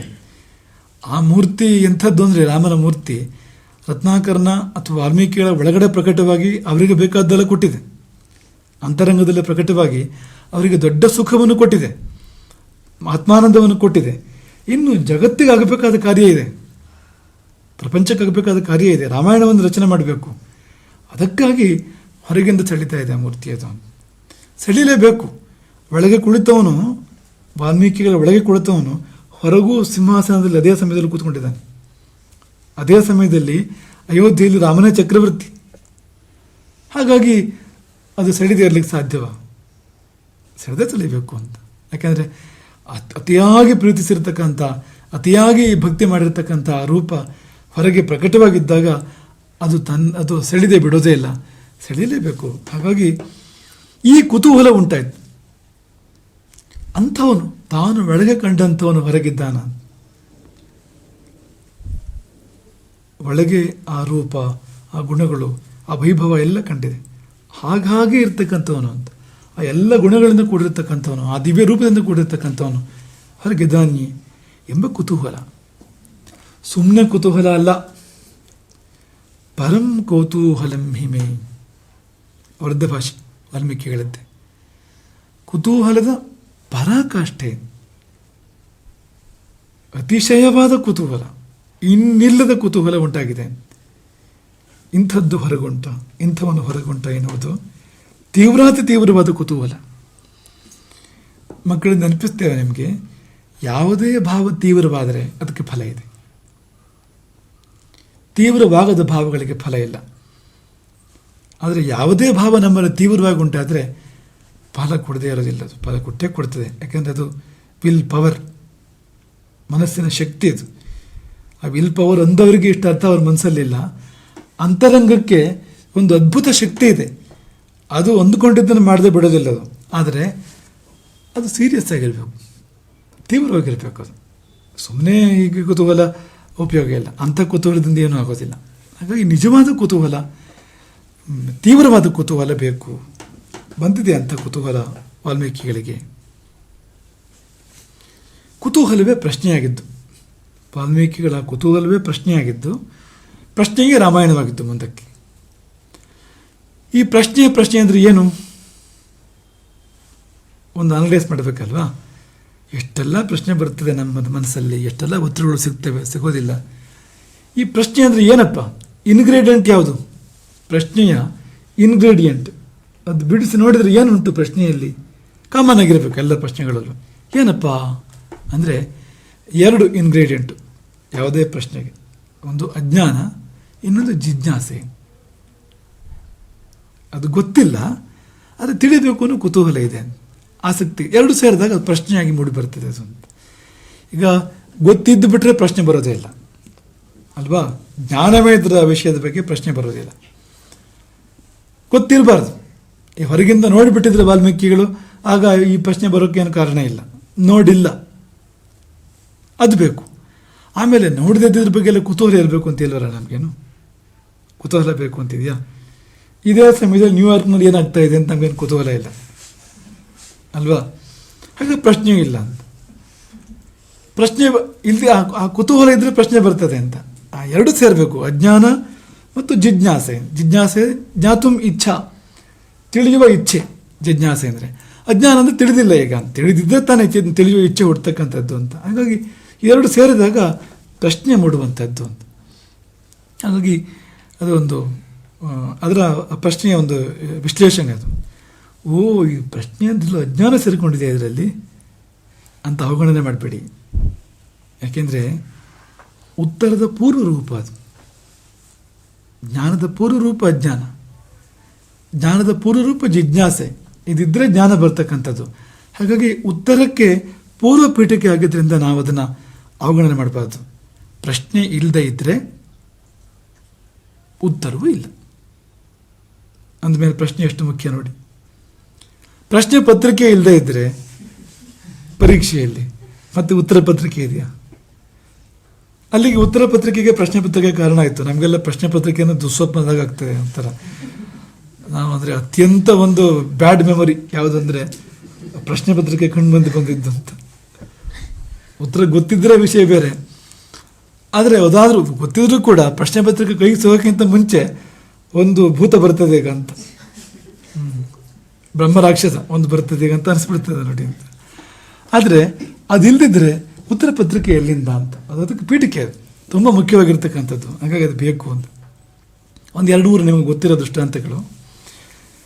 ತೃಪ್ತಿ ಎಲ್ಲರಿಗೂ ಇಷ್ಟ, ಹಸಿವು ಯಾರಿಗಿಷ್ಟ? ಆದರೆ ಹಸಿವಿಲ್ಲದಿದ್ದರೆ ತೃಪ್ತಿ ಇಲ್ಲ, ಹಸಿವಿಲ್ಲದಿದ್ದರೆ ರುಚಿಯೂ ಇಲ್ಲ. ಒಳ್ಳೆ ಹಸಿವಾಗಿದ್ದರೆ ಉಪ್ಪು ಚೂರು ಹೆಚ್ಚು ಕಮ್ಮಿ ಆಗಿದ್ರೂ ಕೂಡ ನಡೀತದೆ, ತೊಂದರೆ ಇಲ್ಲ. ಸರಿ ಹಸಿವಾಗದೇ ಇದ್ದರೆ, ಅದು ಸ್ವಲ್ಪ ಮುಂಚೆ ಏನಾದ್ರು ಆಗಿದ್ದರೆ, ಪಡಾರ ಏನಾದ್ರು ಆಗಿದ್ದರೆ ಸ್ವಲ್ಪ ಮುಂಚೆ, ಆಗ ಎಲ್ಲ ಕುಂದುಕೊರತೆ ಎಲ್ಲ ಮನಸ್ಸಿಗೆ ಬರ್ಲಿಕ್ಕೆ ಶುರುವಾಗ್ತದೆ. ಉಪ್ಪು ಹೆಚ್ಚು ಕಡಿಮೆ ಇದೆ, ಹೀಗಾಯಿತು ಹಾಗಾಯಿತು ಅಂತೆಲ್ಲ ಪ್ರಾರಂಭ ಆಗ್ತದೆ. ಯಾಕಂತ ಚೆನ್ನಾಗಿ ಹಸಿವಾಗಿರಬೇಕು, ಅದು ಬೆಂದಿರಲಿ ಬೇದೇ ಇರಲಿ ಹಳಸಿರಲಿ, ಬೇಕಾದರೆ ಸರಿ ಹಸಿವಾದರೆ ಎಲ್ಲವೂ ರುಚಿ ಆಗ್ತದೆ, ಎಲ್ಲವೂ ಬೇಕು ಅಂತ ಅನಿಸ್ತದೆ ಅಂತ. ಆಗ ಯಾವ ಭಾವವೂ ಬರೋದಿಲ್ಲ ಅಂತ. ಹಾಗಾಗಿ ಹಸಿವು ತುಂಬ ಮುಖ್ಯವಾಗಿರ್ತಕ್ಕಂಥದ್ದು. ಈ ನಾವುಗಳು ಸದಾ ರುಚಿಯ ಬಗ್ಗೆ ತೃಪ್ತಿ ಬಗ್ಗೆ ಗಮನ ಕೊಟ್ಟರೆ, ಡಾಕ್ಟ್ರುಗಳು ಹಸಿವ ಬಗ್ಗೆ ಗಮನ ಕೊಡ್ತಾರೆ. ಹಸಿವಾಗ್ತಾ ಇದೆಯಾ ಅಂತ ಕೇಳ್ತಾರೆ. ಹಸಿವಾಗ್ತಾ ಇದೆ ಅನ್ನೋ ಪ್ರಶ್ನೆಗೆ ಅರ್ಥ ಏನು? ಸರಿ ಇದೆಯಾ ನೀನು ಅಂತ ಪ್ರಶ್ನೆ ಅಷ್ಟೇ, ಅದರ ಅರ್ಥ ಅಷ್ಟೇ. ಹಸಿವಾಗ್ತಾ ಇದ್ರೆ ಸರಿ ಇದೆ ಅಷ್ಟರ ಮಟ್ಟಿಗೆ ನೀನು ಅಂತ, ಹಸಿವಾಗ್ತಾ ಇಲ್ಲ ನೀನು ಸರಿ ಇಲ್ಲ ಅಂತ, ವ್ಯವಸ್ಥೆ ಕೆಟ್ಟಿದೆ. ಹಾಗಾಗಿ ಅಷ್ಟು ಮುಖ್ಯವಾಗಿರ್ತಕ್ಕಂಥದ್ದು. ಹಾಗೆ ಗರ್ಭ ಮತ್ತು ಜನ್ಮ. ಈಗ ಜನ್ಮ ಆದಮೇಲೆ ಎಲ್ಲ ಬೆಳಕು ಎಲ್ಲ ಕಾಣ್ತಾ ಇದೆ, ಪ್ರಪಂಚದ ಸಂಸರ್ಗ ಇದೆ. ಹಿಂದಕ್ಕೆ ಗರ್ಭ, ಏನೂ ಕಾಣ್ತಾ ಇಲ್ಲ, ಮಸುಕು ಮರೆ, ಹೊರಗೆ ಬರಬೇಕು ಅನ್ನೋ ತವಕ, ಅದೇ ಜಿಜ್ಞಾಸೆ. ಹಾಗೆ ಪ್ರಶ್ನೆ ಮತ್ತು ಉತ್ತರಗಳು ಗರ್ಭ ಮತ್ತು ಜನ್ಮ ಇದ್ದ ಹಾಗೆ ಅಂತ. ಹಾಗೆ ನಿದ್ದೆ ಮತ್ತು ಕೆಲಸ. ಕೆಲಸ ಮುಖ್ಯ. ನಿದ್ದೆ ಅನ್ನೋದ್ರು ಕೂಡ ಬೈತಾರೆ. ಎಲ್ಲರೂ ಇಷ್ಟಪಟ್ಟರು, ಎಲ್ರಿಗೂ ಬೇಕಾದ ಬೈಯೋದು ಎಲ್ಲರೂ ಬೈತಾರೆ, ಹಾಳು ನಿದ್ದೆ ಅಂತ. ಆದರೆ ನಿದ್ದೆ ಸರಿಯಾಗಿ ಬರದೇ ಇದ್ದರೆ ಕೆಲಸ ಮಾಡೋಕ್ಕೂ ಸಾಧ್ಯ ಇಲ್ಲ. ಕೆಲಸ ಸರಿಯಾಗಿ ಮಾಡಬೇಕು ಅಂದರೆ ಹಿಂದುಗಡೆ ನಿದ್ದೆ ಚೆನ್ನಾಗಿರಬೇಕು ನೋಡಿ. ನಿದ್ದೆಯಲ್ಲಿ ಒಂದು ರೀತಿ ಮರವಿದೆ, ಅಂಧಕಾರ ಇದೆ. ಹಾಗಾಗಿ ಅಂದು ಮಾತ್ರಕ್ಕೆ ನಿದ್ದೆಯನ್ನು ಹೀಗಿಡೋಕ್ಕೆ ಸಾಧ್ಯ ಇಲ್ಲ ಅಂತ. ಇದೆಲ್ಲ ಹೇಗೆ ಮುಖ್ಯವೋ ಹಾಗೆ ಪ್ರಶ್ನೆ ಕೂಡ ಅಂತ. ಹಾಗೆ ಪ್ರಶ್ನೆ ಅಂದರೆ ಅದು ಶಿಷ್ಯತ್ವದ ಸಾರ. ಅದು ಈಗ ಶಿಷ್ಯ ಅನ್ನುವಾಗ ನೀವು ಅದರ ಜಿಸ್ಟ್ ತೆಗೆದ್ರೆ ಶಿಷ್ಯನದ್ದು ಅದೇ ಪ್ರಶ್ನೆ. ಅದು ಅದರ ತತ್ವ ಯಾವುದು ಶಿಷ್ಯನದ್ದು ಅಂದರೆ ಪ್ರಶ್ನೆ ಅಂತ. ಹಾಗೆ ಗುರುವಿನ ತತ್ವ ಯಾವುದು ಅಂದರೆ ಉತ್ತರ. ಉತ್ತರದ ಸಾರವೇ ಗುರು, ಪ್ರಶ್ನೆಯ ಸಾರವೇ ಶಿಷ್ಯ. ಗುರು ಶ್ರೇಷ್ಠ ಖಂಡಿತ ಹೌದು, ಶಿಷ್ಯ ಕನಿಷ್ಠ ಅಲ್ಲ. ಯಾಕಲ್ಲ ಅಂದರೆ ಶಿಷ್ಯತ್ವವಿಲ್ಲದೆ ಗುರುತ್ವವಿಲ್ಲ. ಶಿಷ್ಯರ ಇಲ್ಲದೆ ಯಾರಿಗೆ ಗುರು ಆಗಬೇಕು, ಅವನು ಯಾರಿಗೆ ಪಾಠ ಮಾಡೋದು? ಹಾಗಾಗಿ ಶಿಷ್ಯನೊಬ್ಬ ಬೇಕಾಗ್ತದೆ ನೋಡಿ, ಪ್ರಶ್ನೆಯೊಂದು ಬೇಕಾಗ್ತದೆ ಅಂತ. ಪ್ರಶ್ನೆಯ ಸಾಧನೆಯ ಆರಂಭ. ರಮಣ ಮಹರ್ಷಿಗಳನ್ನು ಕೇಳಿ ಒಂದು ಪ್ರಶ್ನೆ, ನಾನು ಯಾರು? ಅದೇ ಸಾಧನೆಯ ಆರಂಭ. ಎಲ್ಲ ಸಾಧನೆಗಳ ಆರಂಭವೂ ಕೂಡ ಒಂದು ಪ್ರಶ್ನೆಯಾಗಿರ್ತದೆ. ಹಾಗೆ ರಾಮಾಯಣವೆಂಬ ಸಾಧನೆಯ ಆರಂಭವೂ ಕೂಡ ಒಂದು ಪ್ರಶ್ನೆ. ಅಂಥವ್ರು ಇದ್ದಾರೆ ಜಗತ್ತಲ್ಲಿ. ನಾನು ನಿತ್ಯ ನೋಡುವಂಥವನು, ಹೊರಗೂ ಇದ್ದಾನ ಅಂಥವನು ಎನ್ನುವ ಒಂದು ಪ್ರಶ್ನೆ ಇದೆಯಲ್ಲ, ಅದು ರಾಮಾಯಣವೆಂಬ ಸಾಧನೆಗೆ ಕಾರಣವಾಯಿತು ಅಂತ. ಹಾಗಾಗಿ ಪ್ರಶ್ನೆಗಳು ತುಂಬ ಮುಖ್ಯವಾಗಿರ್ತಕ್ಕಂಥದ್ದು. ನೀವು ಉಪನಿಷತ್ತು ತಗೊಳ್ಳಿ, ಭಗವದ್ಗೀತೆ ತಗೊಳ್ಳಿ, ಮಹಾಭಾರತ ತಗೊಳ್ಳಿ, ಎಲ್ಲ ಒಂದು ಪ್ರಶ್ನೆಯಿಂದ ಬಂದಿರತಕ್ಕಂಥದ್ದು ಅಂತ. ಅತಿ ಮುಖ್ಯವಾಗಿರ್ತಕ್ಕಂಥದ್ದು ಪ್ರಶ್ನೆ ಅಂದರೆ ಅದು. ಅದರಲ್ಲೂ ವಿದ್ಯಾರ್ಥಿಗಳಿಗಂತೂ ಪ್ರಶ್ನೆ ತುಂಬ ಮುಖ್ಯ. ವಿದ್ಯಾರ್ಥಿತ್ವ ಯಾವುದು ಅಂದರೆ ಪ್ರಶ್ನೆ ಅಂತ, ಅದು ಬರಬೇಕು. ಅದು ಭೀಷ್ಮರು ಹೇಳಿದ್ದಾರೆ, ಪ್ರಶ್ನೆಗಾಗಿ ಲಜ್ಜೆ ಬೇಡ ಅಂತ. ಪ್ರಶ್ನೆಗಾಗಿ ನಾವು ಸಂಕೋಚ ಮಾಡಬಾರದು ಅಂತ, ಬೇಕದು, ಒಳ್ಳೆಯದದು ಅಂತ. ಉತ್ತರ ಗುರುವಿನಲ್ಲಿದೆ. ಪ್ರಶ್ನೆ ಕನ್ಯೆ ಶಿಷ್ಯನಲ್ಲಿದ್ದಾಳೆ. ಆಕೆ ಮೂಷಕ ಕನ್ಯೆ ಅಲ್ಲ, ಇದು ಪ್ರಶ್ನೆ ಕನ್ಯೆ ಶಿಷ್ಯನೊಳಗಿದ್ದಾಳೆ. ಉತ್ತರ ವರ, ಅದು ಗುರುವಿನಲ್ಲಿದ್ದಾನೆ ವರ. ಅದು ಅವರ ಮಧ್ಯೆ ಒಂದು ನಡಿಬೇಕಂತೆ, ಒಂದು ವಿವಾಹ. ಇವನೊಳಗಿನ ಇವನು ಕನ್ಯಾಪಿತೃ ಶಿಷ್ಯ ಅಂದರೆ, ಅವನು ವರನ ಪಿತೃ, ಕಪಿ ವಪಿ ಅಂತ. ಕಪಿ ಕನ್ಯಾಪಿತೃ, ವಪಿ ವರಪಿತೃ ಅಂತ. ಹಾಗಾಗಿ ಕನ್ಯಾಪಿತೃ ವರಪಿತೃ ಅಂತ ಇವರಿಬ್ಬರು ಆ ಜಾಗದಲ್ಲಿ ಇದ್ಕೊಂಡು ಮದುವೆ ಮಾಡಿಸ್ಬೇಕಂತೆ, ಆ ಪ್ರಶ್ನೆಗೂ ಉತ್ತರಕ್ಕೂ ಅಂತ. ಅದೇ ಪಾಠ ಪ್ರವಚನ ಅಂದರೆ ಏನು ಅಂದರೆ ಅದೇ ಅದು ಅಂತ. ಹಾಗೆ ವಿದ್ಯಾಸಂಧಿ ಪ್ರವಚನಗೋ ಸಂಧಾನಂ ಅಂತೆಲ್ಲ ಹೇಳ್ತಾರಲ್ಲ, ಆಚಾರ್ಯ ಪೂರ್ವ ರೂಪಂ ಅಂತ್ಯವಾಸಿ ಉತ್ತರ ರೂಪಂ. ಅದರಲ್ಲಿ ಏನು ಅಂದರೆ ಇದೆ, ಒಂದು ವಿವಾಹ ಪ್ರಶ್ನೆಗೂ ಉತ್ತರಕ್ಕೂ ಆಗಬೇಕು. ಹಾಗಾಗಿ ವರಾನ್ವೇಷಣೆ ಕಾರ್ಯಕ್ರಮ ಈಗ ವಾಲ್ಮೀಕಿಗಳಿತ್ತು. ಅಂದರೆ ಉತ್ತರಾನ್ವೇಷಣೆ ಅಂತ, ಆ ಪ್ರಶ್ನೆಗೆ ಉತ್ತರ ಹುಡುಕ್ಬೇಕಲ್ಲ. ಅಂಥವ್ರು ಇದ್ದಾರಾ ಯಾರಾದರೂ ಎನ್ನುವ ಪ್ರಶ್ನೆ ಇದೆಯಲ್ಲ. ಕೋನ್ವಸ್ಮಿನ್ ಸಾಂಪ್ರದಂ ಲೋಕೆ ಗುಣವಾನ್, ಯಾರು ಇವತ್ತು ಪ್ರಪಂಚದಲ್ಲಿ ಆ ರೀತಿಯ ಗುಣವಂತ, ಆ ರೀತಿ ಪರಾಕ್ರಮಿ, ಅಂಥ ಧರ್ಮಜ್ಞ, ಅಂಥ ಕೃತಜ್ಞ, ಅಂಥ ಸತ್ಯವಾಕ್ಯ, ಅಂಥ ಚಾರಿತ್ರ್ಯವಂತ ಯಾರು ಎಂಬ ಪ್ರಶ್ನೆ ಇದೆಯಲ್ಲ, ಆ ಪ್ರಶ್ನೆಗೆ ಉತ್ತರದ ಹುಡುಕಾಟ, ಉತ್ತರ ಅನ್ವೇಷಣೆ ಆಗ್ತಾ ಇದೆ. ಮೊದಲೇ ಹೇಳಿದ್ದು ನಾನು ನಿಮಗೆ, ಪ್ರಶ್ನೆ ಪ್ರಾಮಾಣಿಕವಾಗಿದ್ದರೆ, ಪ್ರಶ್ನೆ ಗಂಭೀರವಾಗಿದ್ದರೆ, ಪ್ರಶ್ನೆ ತೀವ್ರವಾಗಿದ್ದರೆ ಉತ್ತರವು ತಾನೇ ಹುಡುಕಿಕೊಂಡು ಬರ್ತದೆ. ಪ್ರಶ್ನೆಯನ್ನು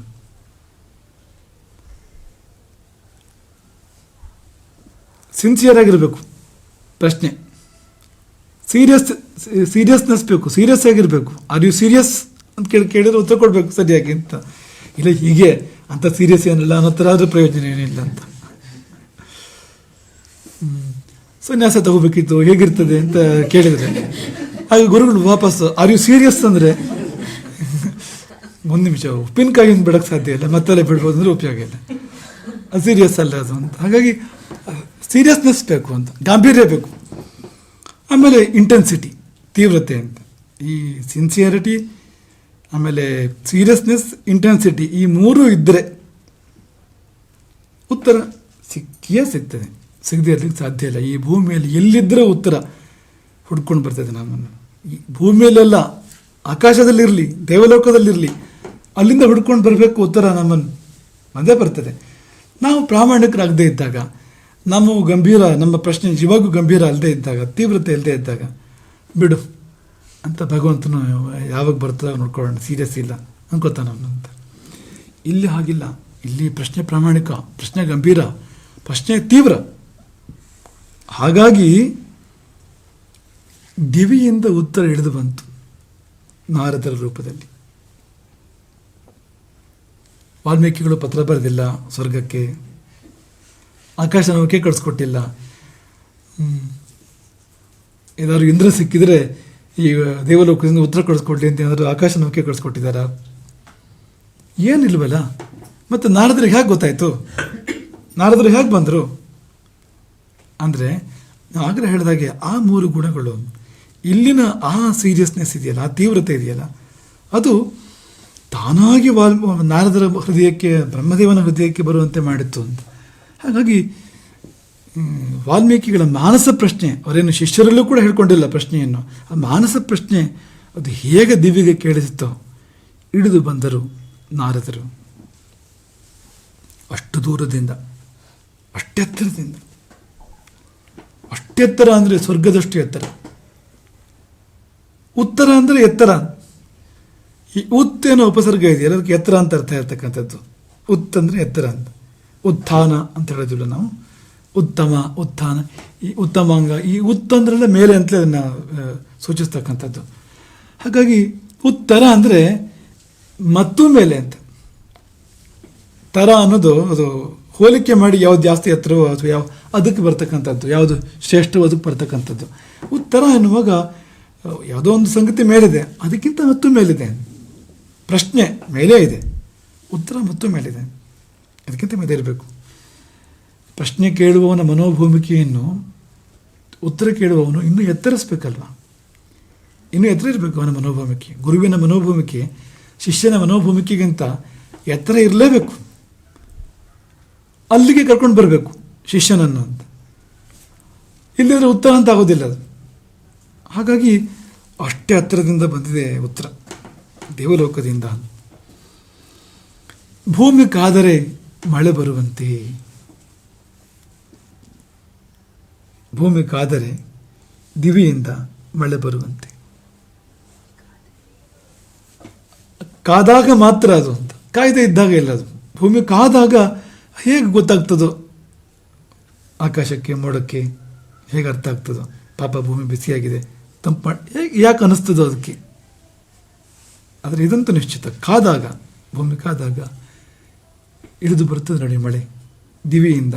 ಹಾಗೆ ದಿವಿಯಿಂದ ಇಳಿದು ಬರ್ತಾರೆ ನಾರದರು. ನಾರಾಯಣ ನಾಮದೊಡನೆ ನಾರದರು ಇಳಿದು ಬಂದಿದ್ದಾರೆ ಭೂಮಿಗೆ.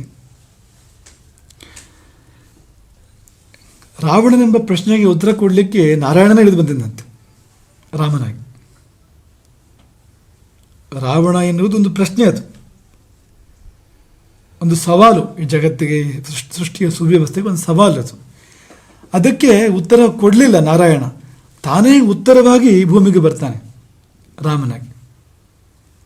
ಪ್ರಕೃತ ವಾಲ್ಮೀಕಿ ಒಂದು ಪ್ರಶ್ನೆ ಬಂದಿದೆ, ಆ ಪ್ರಶ್ನೆಗೆ ಉತ್ತರವಾಗಿ ನಾರಾಯಣ ಅಂತ ಹೇಳ್ತಾ ವಾಲ್ಮೀಕಿಗಳ ನಾರದರು ಬರ್ತಾರೆ. ಎರಡರಲ್ಲಿ ಆ ಭಾವಸಾಮ್ಯವನ್ನು ನಾವು ಗಮನಿಸ್ಬೋದು ಅಂತ. ನಾರಾಯಣ ಎರಡೂ ಕಡೆ ಒಂದೇ ರೀತಿ ಇರತಕ್ಕಂಥದ್ದನ್ನು ಗಮನಿಸ್ಬೋದು. ನಿನ್ನ ಪ್ರಶ್ನೆಗೆ ಇದೇ ಉತ್ತರ ಅನ್ನೋ ಹಾಗೆ ನಾರದರು ಬಂದರು. ಅವರಿಬ್ಬರ ಸಮಾಗಮವಾಯಿತು, ದಿವಿ ಭೂಮಿಗಳ ಸಮಾಗಮ, ಸೀತಾರಾಮರ ಸಮಾಗಮದ ಹಾಗೆ ದಿವಿ ಭೂಮಿಗಳ ಸಮಾಗಮ ಆಯಿತು. ಇಬ್ಬರು ಪರಸ್ಪರ ಅಭಿಮುಖವಾಗಿ ಕೂತ್ಕೊಂಡಿದ್ದಾರೆ, ನಾರದರು ಮತ್ತು ವಾಲ್ಮೀಕಿಗಳು. ವಾಲ್ಮೀಕಿಗಳು ಆ ಪ್ರಶ್ನೆಯನ್ನು ಕೇಳಿದರು. ಕೋನ್ವಸ್ಮಿನ್ ಸಾಂಪ್ರತಂ ಲೋಕಿ ಗುಣವಾನ್.